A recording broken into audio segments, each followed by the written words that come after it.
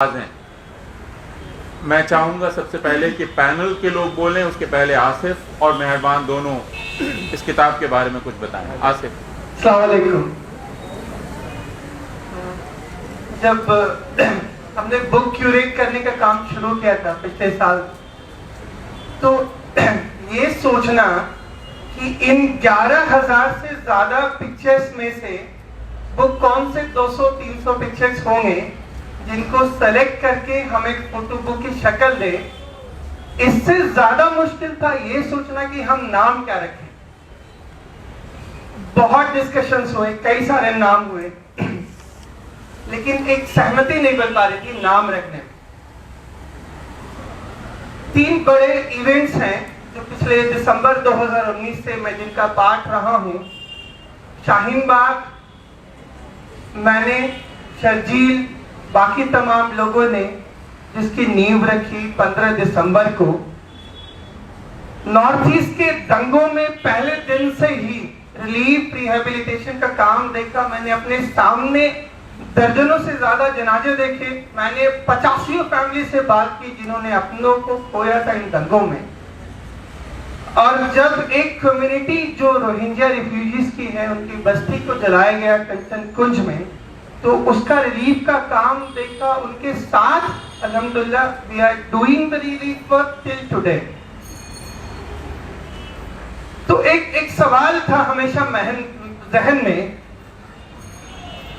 कि जब इतना जुल्म है, इतनी नाउम्मीदी है, तो एक ऐसा सिचुएशन आ गया था। उसके बाद भी एक FIR होती है 59 ऑफ 2020। अब दर्जनों बार आप इंटरोगेशन के लिए बुलाए जाते हैं। तो जब बुक क्यूरेट कर रहे थे तो मैंने सोचा कि इस मुल्क में सही मायने में इंसाफ मुसलमानों को मिलना तो एक यूटोपियन है। दंगों में मैंने सीखा मुसलमानों के लिए रिलीफ ही एक इंसाफ है जो उनको मिलता है अगर वो सुकून से सांस ले रहे हैं। So they should consider it as a justice. This is what the structure of state has been. तो जब आप मजलूम हैं और एक जालिम है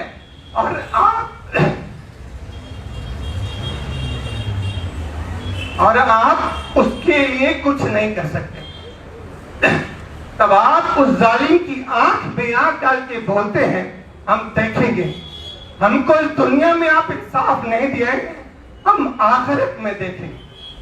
तो शाहीन बाग की दादियों ने जो ठंड में 5 डिग्री पे बैठी हैं, उनको इंसाफ नहीं मिला। वो सरकार की आंख में आंख डाल के बोलेंगी हम देखेंगे।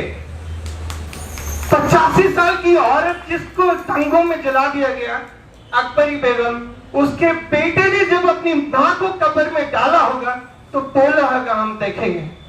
17 साल के हाशिम को जब उसके बाप ने अपने दोनों बेटों को जनाजे में दिया होगा तो उसके बाप ने बोला होगा हम देखेंगे।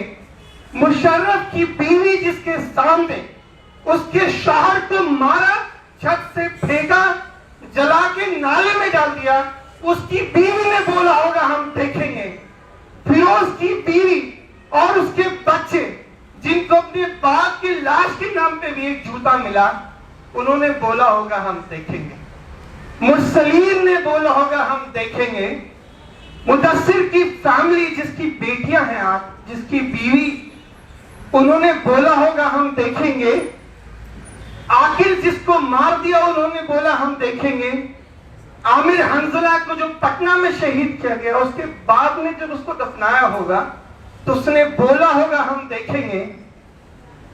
यूपी में आज ही के दिन, आज 20 दिसंबर है, 20 दिसंबर इसलिए हमने रखा कि आज ही के दिन जब एंटी-सीए प्रोटेस्ट हुआ तो 23 लोगों को सरकार ने गोली मार दिया। इनमें 80% से ज्यादा लोग 20 और 25 साल की उम्र के थे। तो जब एक बाप ने अपने जवान बेटी को कब्र में डाला होगा, उसको कंधे पे उठाया होगा तो बोला होगा हम देखेंगे।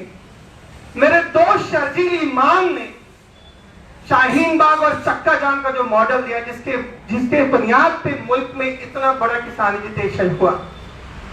जब उसको ये पता चला होगा कि दंगों के 1 महीने पहले उसने सरेंडर किया, इसके बावजूद दंगों का उसको मास्टरमाइंड बता रही है दिल्ली पुलिस, उसने बोला होगा हम देखेंगे।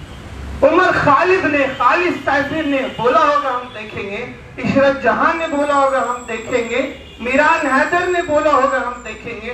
सफूरा जरगर ने बोला होगा हम देखेंगे। आसिफ इकबाल तन्हा ने बोला होगा हम देखेंगे। और दर्जनों हजारों लिंचिंग के केसेस हैं।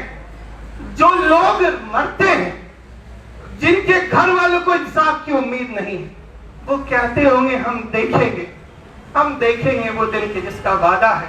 हम देखेंगे जब अर्ज़ खुदा के काबे से सब बुत उठाए जाएंगे। हम देखेंगे बस नाम रहेगा अल्लाह का, जो गायब भी है हाजिर भी। हम देखेंगे और इंशाअल्लाह इसी उम्मीद के भूखे कि एक यादगार के तौर पे रहे। हम देखेंगे हर जुल्म को, हम देखेंगे हर सितम को, और हम सरकार की आंख में आंख डाल के, हम हर जालिम की आंखों में आंखें डाल के बोलेंगे हम यही खड़े हैं। हमारी लाशें बोलेंगी हम यही खड़े हैं। हमारे शहीद बोलेंगे हम यही खड़े हैं। हमारे मुर्दे बोलेंगे हम यही खड़े हैं। और हम देखें। शुक्रिया।